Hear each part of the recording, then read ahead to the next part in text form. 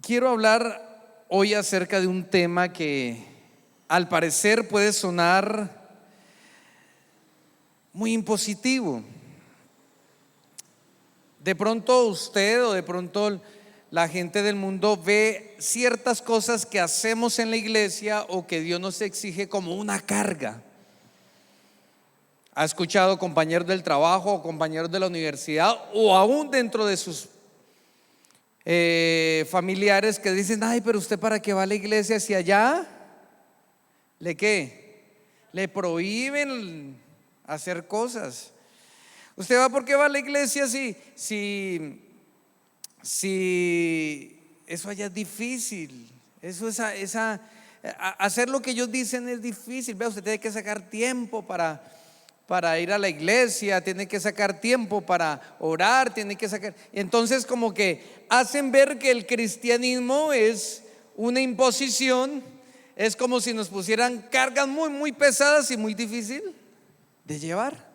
Pero la realidad es que cada vez que la iglesia o cada vez que Dios te exige algo, es para tu protección, es para protegerte, es para ayudarte. Y lo necesitas. Así que no quiero poner una camisa de fuerza, no quiero poner una carga que no podamos soportar, pero de seguro que si la palabra de Dios te confronta, si eres guiado por el Espíritu Santo, vas a disfrutar aquellas cosas que Dios o la iglesia te exigen para que crezcas espiritualmente. Amén. Estos días mi corazón como pastor, mi corazón como cristiano se ha dolido mucho.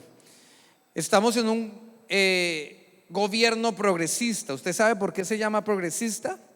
Porque decidieron que la revolución que querían hacer en los años 40, 50, esas revoluciones que fueron muy rápidas, por ejemplo la revolución china, la revolución rusa con la URSS o la revolución cubana, como que no llamó la atención y la gente, la mayoría de la población mundial estuvo en contra de aquellas filosofías, aquellos pensamientos.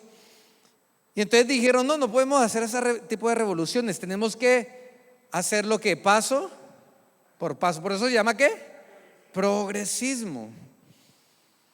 Y el progresismo se ha levantado desde esa época, hacerle frente, hacerle guerra a dos instituciones que para ellos son muy opresoras, que para ellos hacen que el ser humano se cohíba de ciertos placeres y de cierto desarrollo personal. Y la primera es el cristianismo, los principios judeocristianos. Y escuché estos días que el ministro el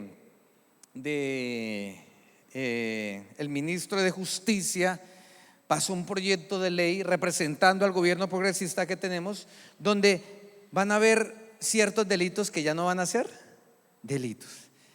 Y nos pusimos a estudiar como pastores. Me interesa mucho esos temas, ojalá que a usted también le interesen, porque a veces nos meten unos goles que uno dice: ay, Dios mío. Y todo el proyecto, la mayoría del proyecto apuntaba a ir en contra de la libertad religiosa. Entonces, por ejemplo, en Colombia es delito que venga una persona e interrumpa el culto. ¿Por qué? Porque tenemos el derecho de ¿qué? De expresar nuestras creencias, nuestra religión. Y esta persona que interrumpa el culto puede ser multada, puede ser llevada a la cárcel. Ahora en este proyecto van a decir que eso ya no es delito. Que si, como lo hemos vivido aquí durante años, en medio de la protesta llega alguien y pinta con grafitis una iglesia o entra y hace hace daños a la infraestructura, eso ya no es delito, sino que eso ya es libre desarrollo de la protesta, de la personalidad. Y está muy claro, está muy enfatizado a que va en contra de ¿qué? De la religión, de los principios judeocristianos, lo que representa un templo, lo que representa la oración, lo que representa el reunirnos. Y entendemos que esa es la agenda del mundo hoy. Pero por otro lado, el progresismo apunta a la siguiente institución, que es la familia. Quiere destruir la familia según el concepto bíblico, según el concepto judeocristiano. Imagínense que ahorita el incesto, que antes era un delito, ahora lo quieren legalizar. Y el argumento es que no, que son relaciones consensuadas dentro de la misma familia. Y yo no sé si usted lee algunas noticias, pero por ejemplo en España muchos abusadores, muchos violadores han salido de la cárcel porque han demostrado que la relación sexual entre niños o entre mismos familiares no es un abuso, sino que fue ¿qué? Consentido. No es que yo le ofrecí al niño un dulce, algún dinero, y pues él accedió. Entonces, no, eso fue en un mutuo acuerdo y tranquilo, le reducimos la pena. Y han salido muchos delincuentes. ¿Por qué? Porque quieren apuntar a destruir ¿qué? La familia. Gracias a Dios que tenemos un abogado, alguien que nos protege, nuestro Señor Jesucristo. No tenemos por qué pelear en contra de eso, porque tenemos al Señor Jesucristo, que es el dueño de la iglesia, el Espíritu Santo que guía a la iglesia y que nos protege. Pero aún así quiero decirle que vivimos tiempos ¿qué? Difíciles, complicados. Como familia debemos centrarnos en la unión, en el compromiso, en la oración para poder salir adelante y para poder hacer algo, como dice la palabra de Dios, ser luz en medio de las tinieblas. Siempre el progresismo, siempre las ideas mundanas van a atentar contra esas dos instituciones, la iglesia y ¿qué? Y la familia, porque la ven como instituciones opresoras. Y creo que una de las herramientas que tenemos como familias, como cristianos, es volver al altar familiar. Porque de seguro, como le dije al principio, son cosas, son métodos, son herramientas que no son una carga, sino que son ayuda para proteger a nuestra familia. ¿Cuántos creen que la oración tiene el poder para protegernos? La oración tiene el poder. La palabra de Dios dice que hombres como usted y como yo oraron a Dios y el corazón de los gobernantes fue cambiado. La palabra de Dios dice que hombres que sufrían las mismas tentaciones que usted y yo sufrimos, que tenían las mismas debilidades que de pronto usted y yo tenemos, oraban a Dios y hacían que no lloviera por muchos días. Y oraban para que lloviera y enseguida llovía. Y debemos comprender que si volvemos al altar familiar, de seguro habrá una protección, de seguro el Señor nos va a guiar, porque es que estas filosofías, estas ideologías tienden a ahogarnos y nos señalan. Es que ustedes son homofóbicos, pero nadie les puede decir que ellos son cristianofóbicos, creo que se dice así. Cristofóbicos. Y llega su hijo y su hija con esas tendencias. He escuchado más de un padre en la iglesia que me dice: pastor, ¿qué hago? Mi niña de 8 años dice que a ella le gustan las mujeres. ¿Y qué hago? Y vienen asustados. Y yo creería que es tiempo de volver a la oración para que Dios proteja a nuestras familias de lo que viene adelante, de lo que nos depara el futuro. Pastor, usted es muy escandaloso. Pastor, usted es como muy exagerado. No, nada más lea las noticias y se dará cuenta que todo va confabulado en contra de la familia. No lo tome, escúchame bien, como una obligación. No lo tome como algo: ay, pastor, es que usted pone otra carga. Yo tan ocupado que estoy con el trabajo, yo tan ocupado que estoy con la empresa, con el estudio, y usted me va a poner más. Tranquilo, que hay cosas que Dios sí sabe recompensar, y una de esas es que usted vuelva al altar familiar, vuelva a la oración, vuelva a leer, a meditar la palabra de Dios. Y vamos a suponer que usted es un cristiano juicioso. ¿Cuántos cristianos juiciosos hay aquí conmigo en esta mañana?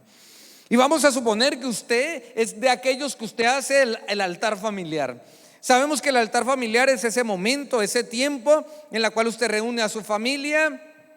Tienen un momento de oración, un momento de alabanza, ponen el equipo de sonido, el celular, el computador, cantan al Señor. Hay un momento de lectura bíblica donde usted va a meditar en la palabra de Dios.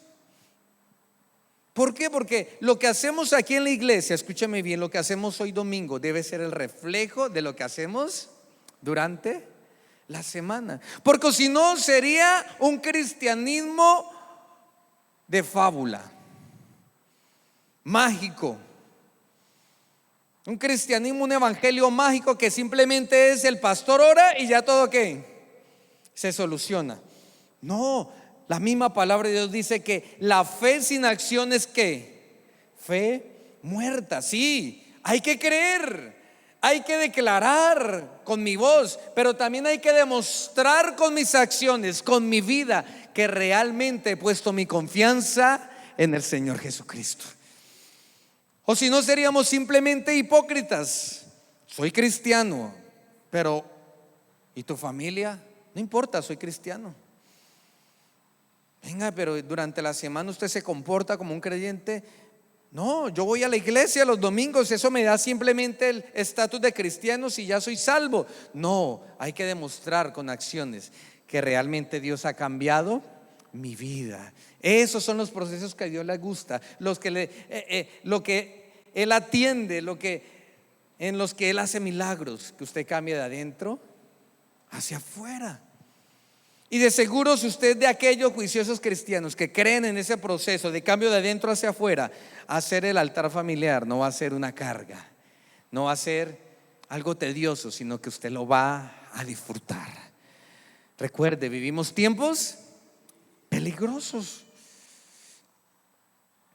Y suponiendo, como le dije anteriormente, que usted es un cristiano que hace su altar familiar 1 o 2 veces por semana, reúne a su familia, hace su devocional, lo primero que le quiero decir es que si su vida es así, su altar familiar va a reflejar que su familia tiene en cuenta a Dios.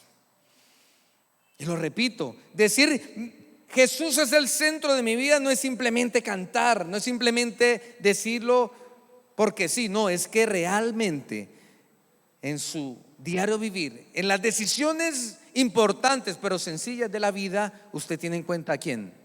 A Dios. Y hablando de altares, quiero referirme al ejemplo de Abraham. Abraham fue una persona que Dios le dio un llamado y le dijo: vea, deje su parentela, deje su tierra, sus negocios y váyase a una tierra que le voy a mostrar. Y Abraham, un hombre de fe, dijo: listo, camine mi hija, camine mi sobrino y nos vamos porque Dios me ha hablado. Y un hombre lleno de fe, porque de seguro se le digo a usted: vea, el Señor me dijo que venda todo y mañana vaya al terminal, que el Señor le va a mostrar a dónde ir. Usted me dice: pastor, usted está como chiflis. Yo como que me voy de esta iglesia porque eso está raro lo que usted dice, pastor. ¿Usted cómo se le ocurre? Pero el ejemplo bíblico se basa en un hombre que confía ¿en quién? En Dios, y que decidió caminar con Dios aún no sabiendo que se iba a enfrentar en el camino. Pero este hombre lleno de fe, mire lo que hacía. Génesis capítulo 12 versículo 7 dice: y apareció Jehová a Abraham y le dijo: a tu descendencia daré esta tierra. ¿Y qué hizo Abraham? Y edificó allí un altar a Jehová, quien se le había parecido. El versículo 8 del capítulo 12 dice: luego se pasó de allí a un monte al oriente de Betel y plantó su tienda, teniendo a Betel al occidente y a Ai al oriente, y edificó ¿qué? ¿Un qué? Altar a Jehová, e invocó el nombre de Jehová. El siguiente capítulo, el 13, versículo 4 dice: al lugar del altar que había hecho allí antes, se invocó allí a Abraham el nombre de Jehová. El 18 del 13 dice: Abraham pues, removiendo su tienda, vino y moró en el encinar de Mamre, que está en Hebrón, y edificó allí altar a Jehová. ¿Y qué tienen en común estos versículos? El altar. ¿Qué hacía Abraham? Cada etapa de su vida, cada circunstancia especial que él vivía, cuando veía a Dios glorificarse en cada proceso, él decía: un momento, yo necesito levantar un altar de oración, de adoración al Señor. Cuando Dios se le manifestaba, cuando Dios le proveía, cuando Dios le ayudaba en la guerra, cuando Dios le daba promesas, él intuitivamente decía: necesito hacer un altar a Dios, porque él tenía a Dios como primer lugar. Y él decía: si Dios me ha traído hasta aquí, me ha bendecido, me ha guardado, me ha hablado, me ha librado, me ha protegido, me ha proveído, es necesario que de mi parte y de mi familia hagamos un altar al Señor. Y usted dirá: pastor, ¿y entonces yo qué hago?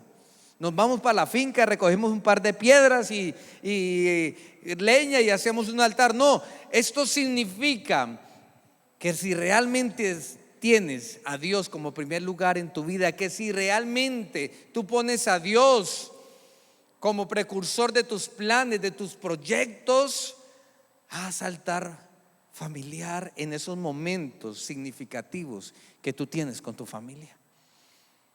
Le voy a poner un ejemplo. El primer reto que tuvimos como familia, la familia Perilla, éramos niños y mi papá nos dijo: vamos a comprar un apartamento. Y creería que comprar el primer apartamento, una vivienda, eso es significativo para una familia. Y nos reunimos en ese lugar, nos arrodillamos delante de Dios. No teníamos el dinero, no teníamos los recursos, lo que nos daba la iglesia era escaso. ¿Cómo lo hacemos? ¿Qué hacemos, Señor? Pero decidimos hacer un altar familiar. Y recuerdo tanto, todos lloramos. Éramos 5 en ese momento, el sexto no había llegado, Sarita no estaba. Pero desde el más chiquito, mi hermano Samuel, que creo que en ese momento tenía 2 años, 3 años, se arrodilló y oramos juntos a Dios y le dijimos: Señor, tú eres más importante que el apartamento, queremos ver tu gloria en este proyecto.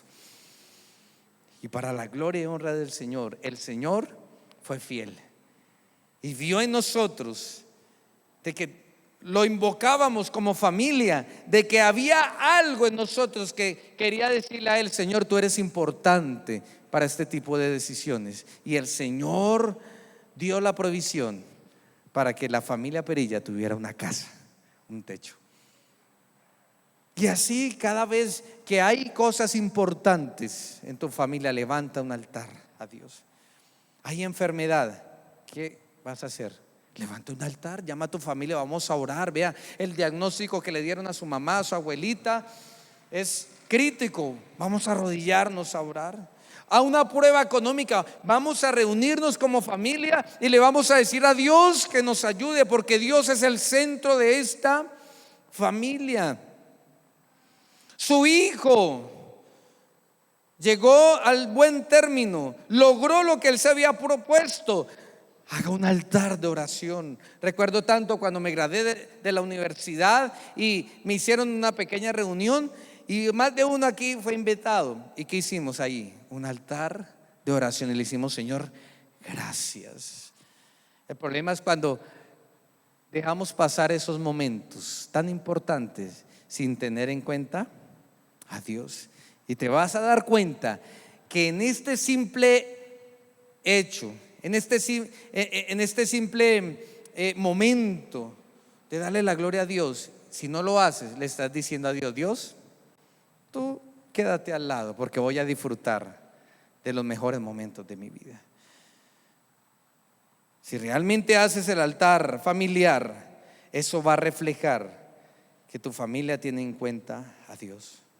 Número dos, mi altar familiar refleja que hay unidad en la familia. ¿Hay qué? Unidad en la familia. Vea que hoy en día las familias viven bajo el mismo techo, pero no conviven. Uno va a estas casas, a estos hogares, y cada uno está en su celular, en sus propias ocupaciones. No hay propósitos claros, no hay propósitos definidos. Cada uno va haciendo lo que ¿qué? Lo que quiere. Y entonces ahí es cuando la mamá empieza a decir: ay, pero es que a mí nadie me ¿qué? Me ayuda. El papá empieza a decir: ah, es que yo tanto que me mato y ustedes están inconscientes. El hijo empieza a decir: es que mamá, papá, usted no me pone cuidado, usted no me entiende, porque no hay ¿qué? Unidad. Y el mismo Señor Jesús, ahí en Mateo 12:25, dice: ninguna ciudad o familia dividida contra sí misma sobrevivirá. Hay que propender a la unidad familiar. Y bueno, está bien cuando usted tiene esos planes, esos proyectos de unidad familiar y dice: este fin de año nos vamos a Cartagena y todos vamos en familia a Cartagena. Excelente plan. Me invita. Pero sería bueno que la unidad familiar se basara en el altar que usted y su familia le hacen a Dios. Mire una realidad, no digamos triste realidad, pero es una realidad. ¿Usted sabe lo que cada integrante de su familia piensa y quiere? Si usted le pregunta a sus hijos, o más bien, usted como padre, sus hijos son ¿qué? Lo primero. Usted dice: en todo lo que yo haga y planee, ahí están ¿qué? Mis hijos. Entonces dice: voy a comprar una casa, y lo primero que piensa es ¿qué? Una casa para mis hijos. Vamos a ir de vacaciones, y usted lo primero que piensa es ¿qué? En que mis hijos disfruten. Todos los planes que usted como papá hace van encaminados a involucrar ¿a quién?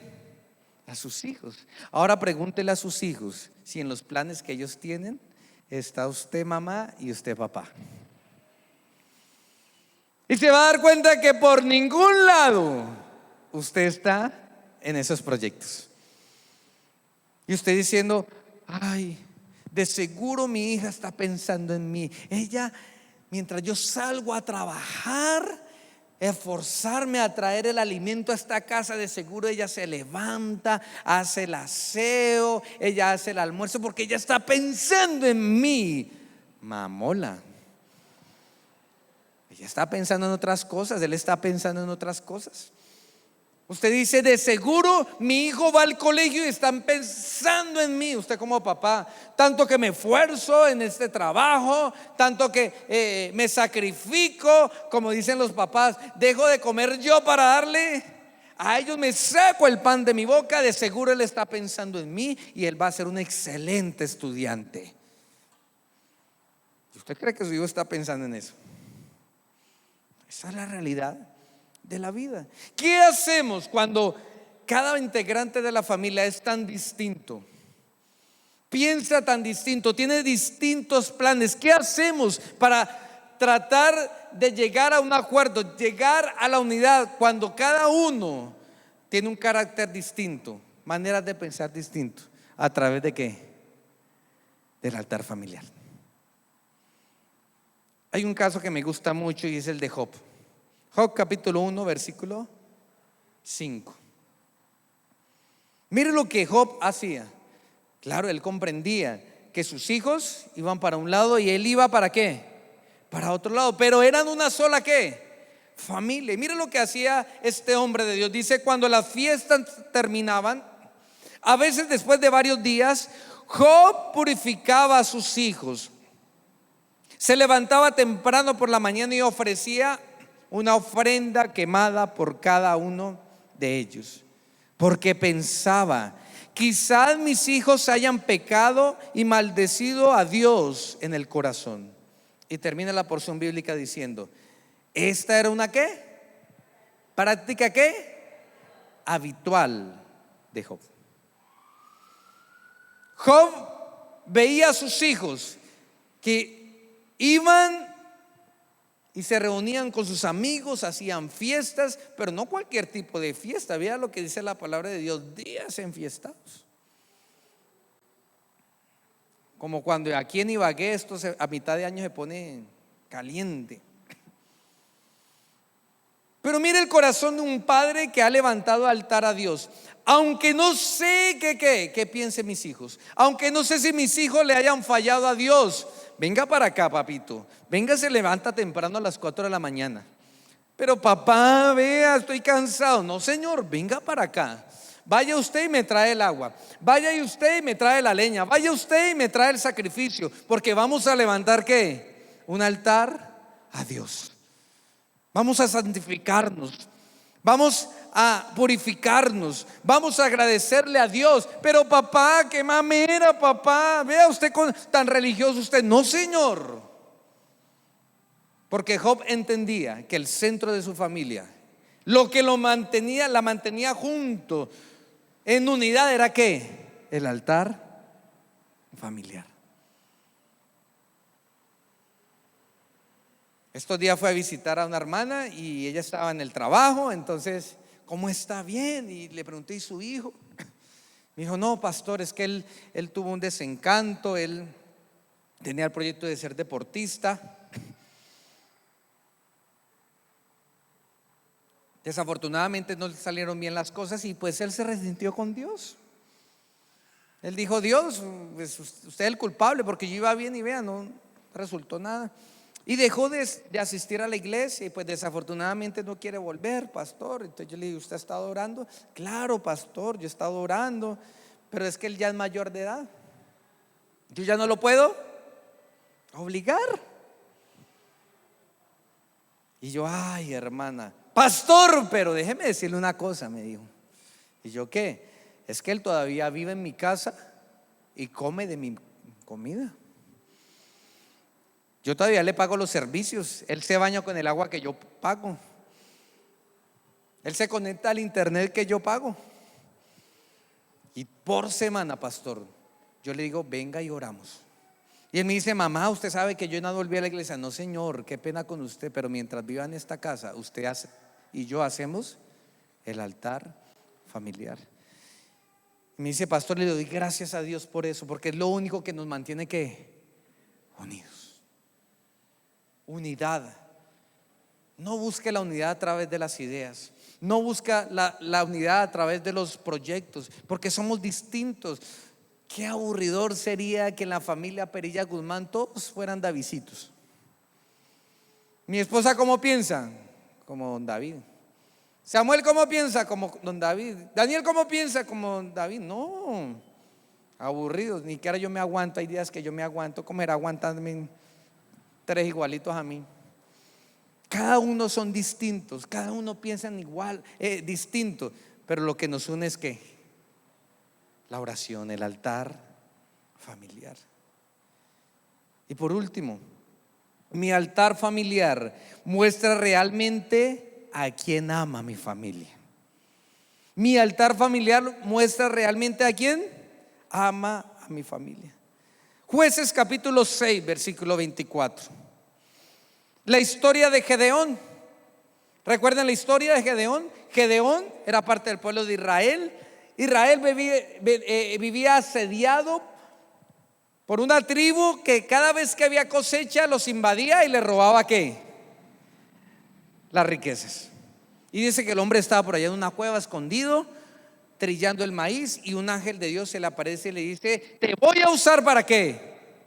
Para liberar a mi pueblo. Un llamado de Dios, una experiencia sobrenatural. Y lea la historia. El hombre, muy inseguro, le dice: Señor, si realmente eres tú, le pide unas señales extraordinarias y Dios se las cumple. Pero en el versículo 24 dice lo siguiente: entonces Gedeón construyó ¿un qué? Construyó un altar al Señor en ese lugar. ¿Un nombre de qué? De altar, ¿no? Y lo llamó como Yahvé Shalom, que significa el Señor es paz. Ese altar sigue en Ofra, en la tierra del clan de Abiezer, hasta el día de hoy.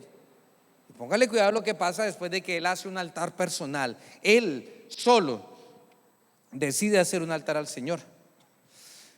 Dice: esa noche el Señor le dijo a Gedeón: toma el segundo toro del rebaño de tu padre, el que tiene 7 años.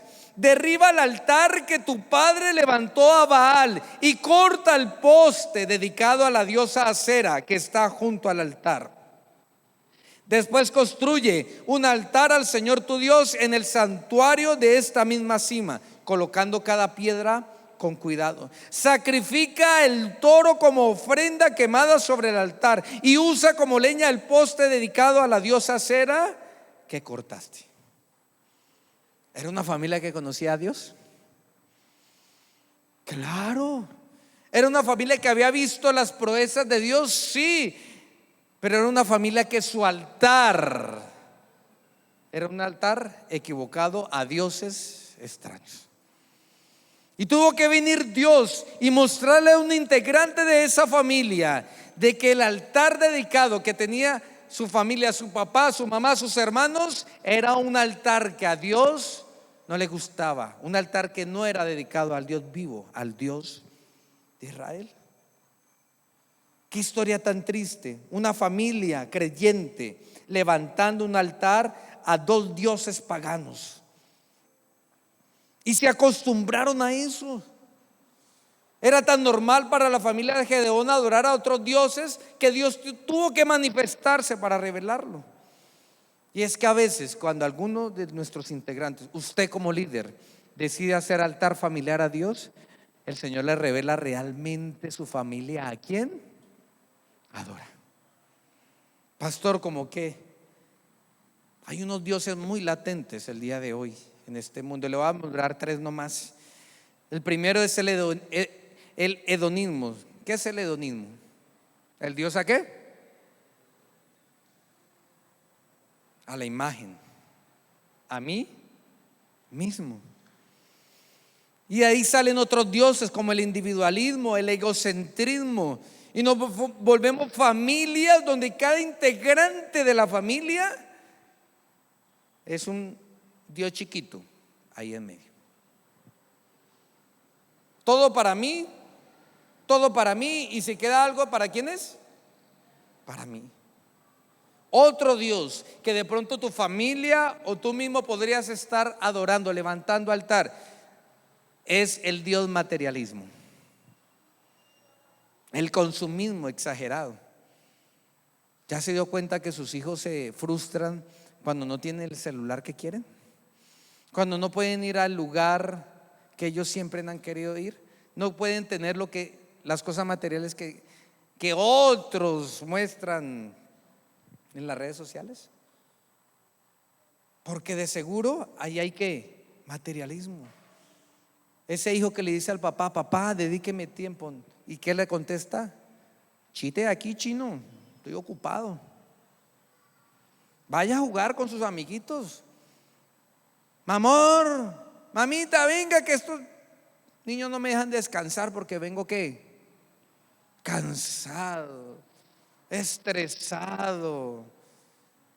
¿Por qué? ¿Por qué se cansa? ¿Por qué se estresa? ¿Por qué tanto trabajo? No, es que tengo que pagar las 36 cuotas de la tarjeta de crédito. Tengo que pagar esos 2 televisores, esos 3 televisores que tiene en la casa, y no le basta con uno. No, porque esta familia necesita mostrar que tiene ¿qué? Dinero. Y el último Dios, o alguno de estos dioses que les menciono el día de hoy, el utilitarismo. ¿Sabe qué es utilitarismo? Usar a los demás para beneficio propio. Cuando uno hace el altar a Dios, uno se da cuenta quién es utilitarista. Y ahí uno se da cuenta que entre hermanos hay rencillas por el amor de ¿qué? De un padre. Es que su papá lo prefiere a usted y a mí no. Es que mi papá a usted lo quiere más que a mí. Levante un altar a Dios y se va a dar cuenta realmente su familia a quién ama, a quién adora. Y usted podrá derrumbar los altares a estos nuevos dioses, a estos dioses del hoy, a estos dioses que no los podemos ver de pronto en estatuas, pero sí en las acciones repetitivas de cada familia. Proteja a su familia y que hoy usted decida hacer altar familiar. Colóquese sobre sus pies. ¿Por qué hacer un altar familiar, pastor? Sencillo, porque eso demuestra si realmente usted y su familia tienen el primer lugar a Dios. Mi papá hacía altar familiar los sábados en la mañana.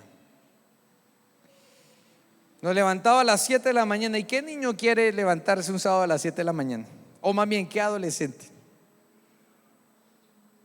Me acuerdo tanto, yo tenía creo que 15 años, mi hermano tenía 11, el que sigue, nosotros nos llevamos de a 4 años cada uno.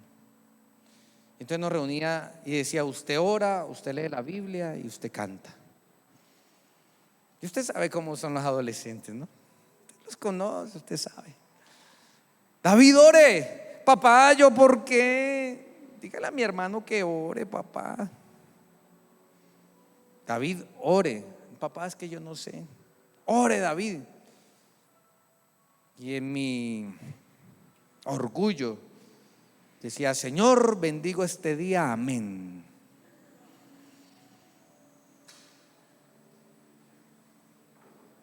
Lea la Biblia. Papá, no, qué mamera. Y hoy que soy padre digo: y Señor, gracias por mi papá, porque no me acabó, que no me levantó a juguete. Pero se hacía el altar ¿qué? Familiar. Difícil para él, claro, difícil. ¿Quién dijo que las cosas del evangelio son fáciles? Porque si no, habría que borrar lo que dice la Biblia cuando Jesús dijo: cualquiera que sea mi discípulo, quiera ser mi discípulo, tome ¿qué? Su cruz y sígame. Pero de seguro que si usted hace el altar familiar, va a haber protección, va a estar la bendición de Dios. Realmente usted sabrá si el centro de su familia es Jesús. Realmente usted sabrá si realmente usted ama a Dios y su familia ama a Dios. Y por último, usted sabrá si su familia es salva, si su familia adora al Dios verdadero.